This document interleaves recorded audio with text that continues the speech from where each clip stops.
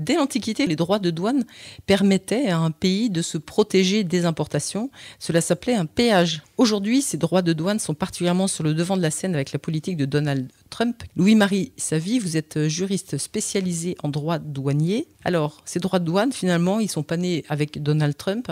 Oui, absolument. En fait, dès l'Antiquité, on retrouve les premières traces au niveau des droits de douane sur les marchandises, sur le sel, etc. Aujourd'hui, il existe 2 typologies de droits de douane principaux. On a les droits de douane ad valorem, c'est-à-dire assis sur la valeur de la marchandise. Et on a des droits de douane spécifiques qui, pour le coup, vont être assis à l'unité. Par exemple, un droit de douane à la paire de chaussures ou encore au kilo. Par exemple, la Suisse met en place des droits de douane, non pas sur les valeurs de marchandises, mais sur les poids. Une entreprise du coin, en l'occurrence, m'avait sollicité pour exporter des boyaux vers la Suisse. Des boyaux pour fabriquer des saucisses. Il se trouve que les boyaux étaient stockés dans de la saumure, vous voyez, de l'eau salée. Ça pèse très lourd. Ça pèse très lourd. Et donc, du coup, ça a coûté plus de 900 francs suisses pour 100 kilos de produits. Donc, solution alternative, il y a moyen de stocker également les boyaux dans du sel. Ça a un inconvénient à destination, c'est que le boucher ou le charcutier est obligé en fait, de mettre le boyau pendant 2 jours dans de l'eau pour le dessaler et pour qu'il regagne en souplesse. En revanche, il payait beaucoup moins de droits de douane au moment du passage frontière. Ça, c'est la Suisse. Hein. Mais alors, précisément, ces droits de douane américains, on va s'intéresser aujourd'hui à savoir, à connaître, peut-être avec vous, les impacts qu'il peut y avoir sur notre région des Pays de la Loire et peut-être aussi sur la Mayenne. Sur les Pays de la Loire, je vais vous donner un exemple. En fait, quand on met en place des droits de douane, on met toujours en place des droits de douane par rapport à une marchandise. Donc du coup, on a ce qu'on appelle un code douanier. Je vais vous donner un exemple. Quand M. Trump a décidé de taxer le vin français sous sa précédente présidence, il n'a pas taxé le vin, il a taxé le 22,04. 22,04, que je sois aux États-Unis, en France, en Afrique du Sud ou en Chine, ce sera toujours du vin. Donc déjà, en fait, il a taxé des produits. Et en plus de ça, il a taxé une origine. Et alors là, attention. Au niveau douanier, il faut distinguer l'origine de la provenance. La provenance, c'est le pays géographique d'où provient la marchandise. L'origine, c'est vraiment la nationalité de la marchandise. Ça veut dire que pour acquérir une nouvelle nationalité, une nouvelle origine, il faut que les produits soient suffisamment transformés. Et la semaine dernière, j'étais avec un client qui a une filiale en Chine et qui va délocaliser une partie de son usine de production chinoise qu'il utilisait pour exporter directement vers les USA, pour délocaliser cette production en France et plus précisément dans les Pays de la Loire. L'objectif, c'est vraiment de délocaliser et de faire acquérir une nouvelle origine pour ces produits qui seront ensuite exportés vers les États-Unis pour ne pas avoir des produits importés aux États-Unis avec marqué Made in China. Sauf que Donald Trump impose aussi des droits de douane à l'Europe.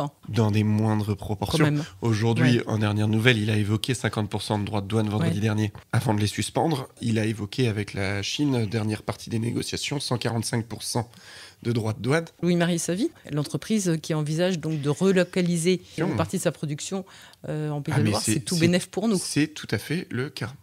Alors, de l'autre côté, j'ai des entreprises côté Pays de la Loire qui souhaitent aller s'implanter aux États-Unis, et notamment en fait pour envoyer des produits semi-finis ou bruts qui seront transformés là-bas.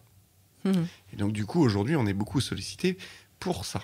Est-ce que c'est une stratégie qui, à long terme, peut être gagnante pour les entreprises nigériennes ? Je pense, puisque du coup, elle va permettre de limiter les impacts au niveau des droits de douane, parce que 10, 20, 50% de droits de douane, si on parle uniquement du prix de revient du produit, vous voyez bien qu'en fait, en fonction des business, on va être sur un prix qui va être maîtrisé. Le fait de vendre à un distributeur qui lui-même va distribuer la marchandise sur le pays à destination, pour le coup, le distributeur est obligé de lui vendre avec sa marge. Il va être beaucoup plus soumis à l'impact au niveau des droits de douane. Et les entreprises des Pays de la Loire sont très concernées par ce commerce avec les États-Unis ? En réalité, puisqu'on paye des droits de douane à l'importation, ce sont les importateurs aux États-Unis qui, eux, vont être directement impactés par ces droits de douane. Et donc ils vont arrêter de se fournir chez nous. Techniquement, ça veut dire. Voilà, le carnet de commandes va réduire. Aujourd'hui, ce qu'on constate, c'est des clients à destination aux États-Unis qui font du stock. Et donc, du coup, ils commandent, parce que justement, ils veulent charger toutes les marchandises avant le 9 juillet sur les bateaux. L'impact, en réalité, il va plus arriver un mois et demi plus tard. C'est après que Absolument. Ça peut avoir des conséquences quand même négatives sur l'économie nigérienne. Parce que toutes les entreprises qui sont délocalisées en Chine ne vont pas venir se relocaliser en Pays de la Loire. Donc l'équilibre, il sera quand même plutôt un peu négatif, d'après ce que vous pouvez... Je pense que c'est l'occasion pour l'Union européenne de défendre les intérêts des entreprises européennes vis-à-vis des États-Unis et de faire un front commun. Et en tout cas, ça veut dire, Louis-Marie Savy, s'il faut conclure, c'est qu'en fait, les entreprises européennes, françaises, ligériennes et mayonnaises doivent être extrêmement agiles pour pouvoir répondre et retrouver d'autres marchés ou réinventer d'autres choses, en fait. Le maître mot pour moi là-dessus, ça va vraiment être l'anticipation. C'est-à-dire qu'il faut que les entreprises aujourd'hui développent une stratégie pour être capables de gérer cet impact-là et de le mesurer et de ne pas le subir. Bien sûr, il y a Mayenne International aussi qui est au cœur de toutes ces questions. Tout à fait. Mayenne International est une émanation en fait de la CCI et a pour vocation d'accompagner les entreprises qui importent et qui exportent et qui ont des flux internationaux de marchandises. Et donc Mayenne International est un interlocuteur pour savoir comment prendre ce bon virage. Vous y intervenez régulièrement. Un grand merci Louis-Marie Savy de nous avoir donné ces éclairages. Et puis on vous retrouvera la semaine prochaine dans l'invité du Maine. Et puis peut-être bien encore la semaine après, dans une autre émission encore un petit peu plus longue, parce que vraiment, il y a beaucoup de choses encore à dire.